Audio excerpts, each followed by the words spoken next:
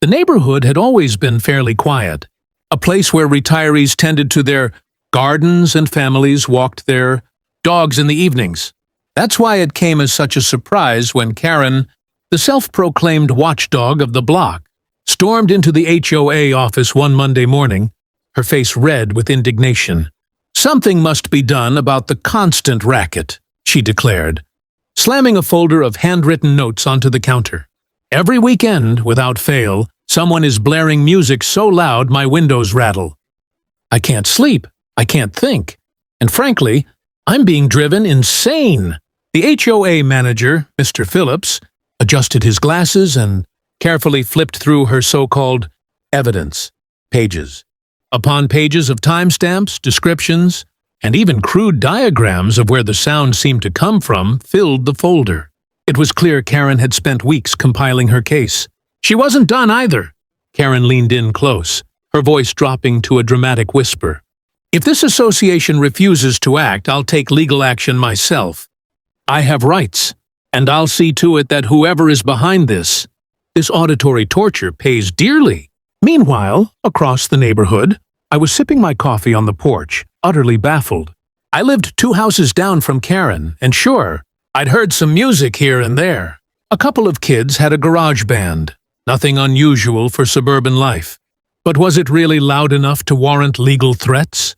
Later that afternoon, the HOA circulated a warning email. It was vague, but the message was clear. Excessive noise complaints had been lodged, and the matter might escalate. I could practically hear Karen's satisfied huff through my screen as I read it. Still, curiosity got the better of me. That weekend, I decided to take a walk when the supposed noise usually started. Around 6 p.m., faint guitar chords drifted down the street, followed by the unmistakable thump of drums. I followed the sound until I reached the corner house, the one with Karen's pristine flower beds and neatly trimmed hedges. To my utter disbelief, the music wasn't coming from a neighbor's garage. It was coming from Karen's own basement. Her windows glowed faintly, and every time the garage door rattled with the bass line, I realized the truth. Karen's son and his friends had formed a band, and they were rehearsing right under her roof. The irony was too delicious to ignore. Karen had spent weeks plotting a lawsuit, threatening the HOA and pointing fingers at everyone else, when all along, the culprit was none other than her own flesh and blood. The only question now was, what would happen when the truth came out in court? Despite the obvious irony, Karen had no clue the noise came from her own basement. Her teenage son, Tyler, was the master of stealth. He and his friends timed their rehearsals for when Karen was either distracted with HOA gossip or too busy recording evidence of her mystery neighbor's noise. By the following week, Karen had officially filed a noise complaint in small claims court. She strutted around the neighborhood like a victorious general preparing for battle. "I've finally had enough," she told anyone who would listen. "Justice will be served, and whoever thinks they can disrupt my peace will regret it." Her son, oblivious to his mother's crusade, was more focused on nailing the perfect guitar solo. The band had even picked a name, Basement Rebellion.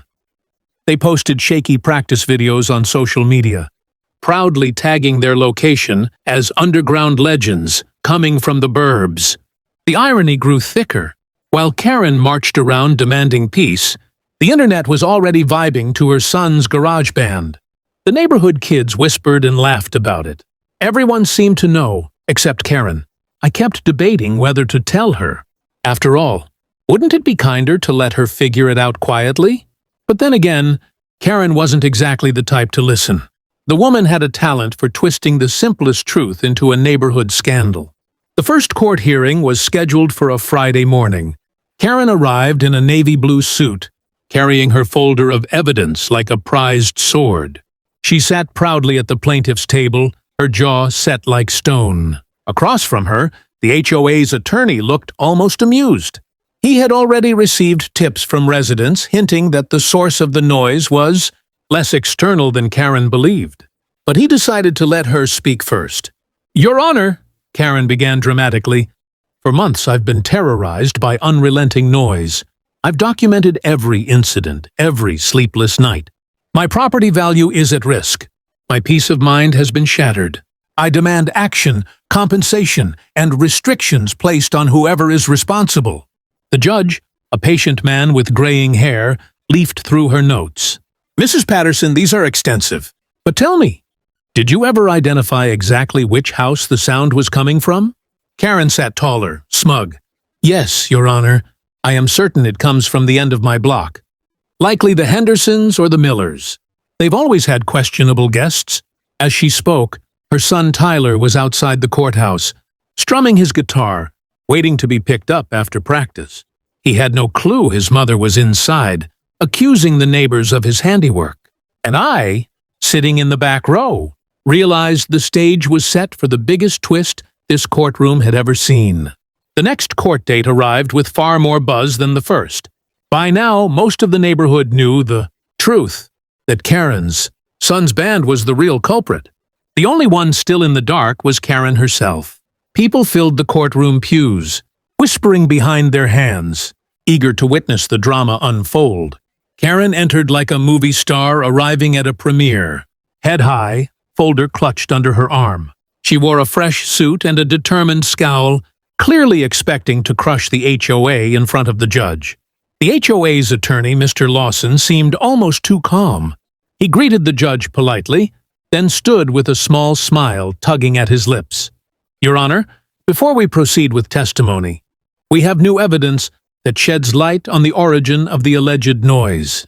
Karen frowned, tilting her head like a cat sensing danger. "New evidence? This had better not be some attempt to dismiss my suffering." The judge nodded. "Proceed, Mr. Lawson." Lawson pulled out a USB drive and handed it to the bailiff. Moments later, a video played on the courtroom monitor. The grainy footage showed a group of teenagers rocking out in a basement, guitars blaring, drums pounding, vocals cracking off key. At first, Karen squinted, unsure what she was seeing. Then the camera angle widened, and there was Tyler, her son, grinning proudly as he strummed a riff on his electric guitar. The courtroom erupted in muffled laughter. Neighbors covered their mouths, and even the judge raised his eyebrows in surprise. Karen's jaw dropped. Her face turned pale, then crimson, as she pointed at the screen. That can't be. That's my son. This video is. Where did you even get this?" Mr. Lawson adjusted his tie calmly. "Your Honor, this video was posted publicly to social media by the band themselves, under the name Basement Rebellion. Their listed practice location corresponds with Mrs. Patterson's address. Multiple neighbors have confirmed the sound originates from her property." The judge leaned back, exhaling slowly. "Mrs. Patterson, are you saying you filed a lawsuit against your neighbors for noise, when it was, in fact, your own son's band?" Karen flailed, struggling for words. "I didn't know." "How was I supposed to know? He never told me. He was sneaky about it." The judge pinched the bridge of his nose, clearly fighting the urge to laugh.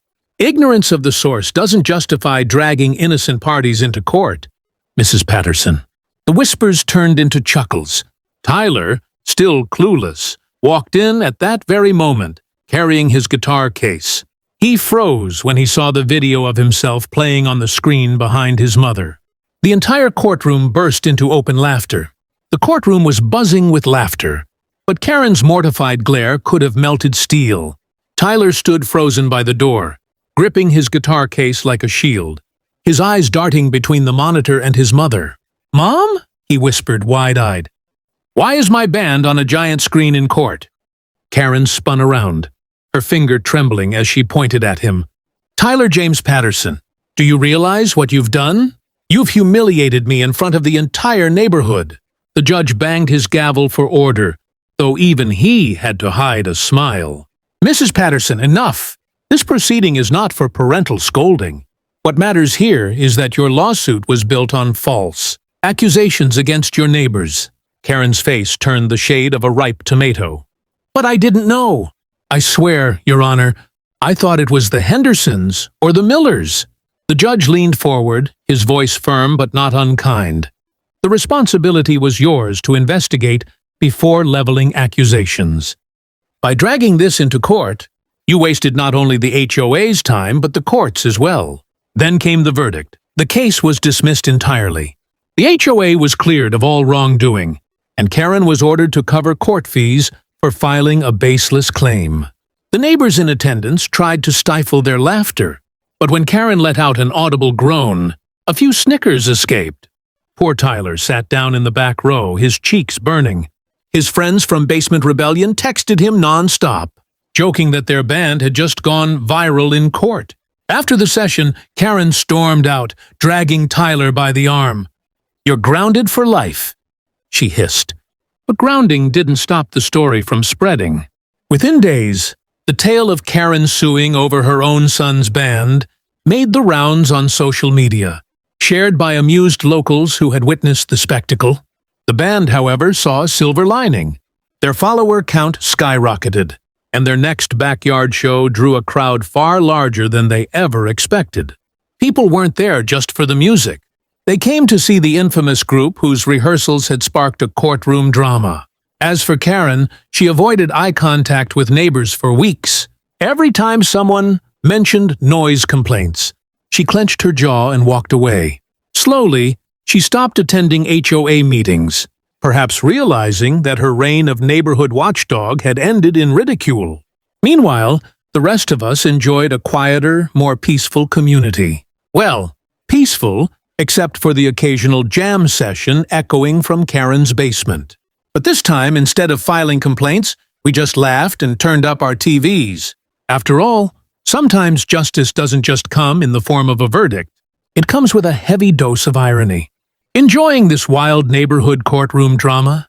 Hit that subscribe button for more unbelievable, real-life stories that keep you hooked. Also, give this video a like if Karen's twist made you laugh, and drop a comment below. Would you have told her the truth before court, or let the judge reveal it?